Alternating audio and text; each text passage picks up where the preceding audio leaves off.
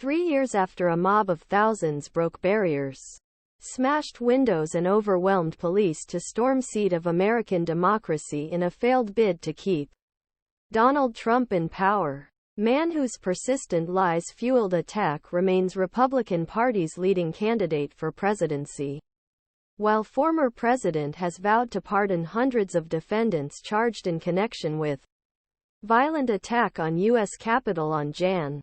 6, 2021. President Joe Biden is approaching third anniversary of attack to warn Americans that his rivals' anti-democratic threats are not effective, has diminished, and the stakes of the 2024 elections, just a few months away, could not be greater. According Deputy Campaign Manager Quentin Fulks, in event a critical surge, his speech mark anniversary of January 6 will aim make a direct case that democracy and freedom continue be at heart struggle we are in today.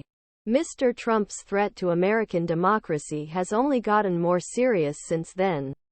According to campaign manager Julie Chavez Rodriguez, the frontrunner for GOP presidential nomination is demanding the release of defendants, whom he calls hostages and patriots, and vowing to issue a full amnesty on day one while apologizing.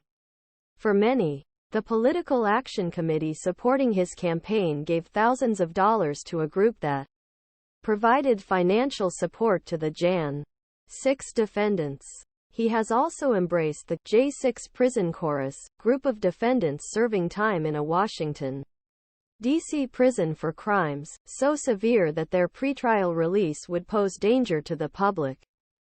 According to federal prosecutors, Mr. Trump, who is accused leading conspiracy to illegally overturn results the 2020 presidential election, a gang he ultimately failed to stop, financially supported and celebrated these criminals, many whom attacked law enforcement on January 6, by promoting playing recordings National Anthem at political rallies, prosecutors wrote in recent court filing. His campaign retaliation violence casts as the victim political persecution frames criminal charges. Lawsuits against as part of Joe Biden-led conspiracy to keep out the White House. The 2020 election was stolen from, rigged, against him.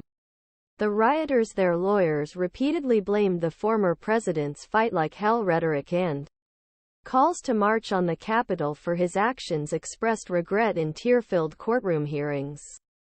But recent polls have found that Republican voters are more likely support the Jan. 6 defendants and less likely to blame Mr. Trump than they were 2 years ago.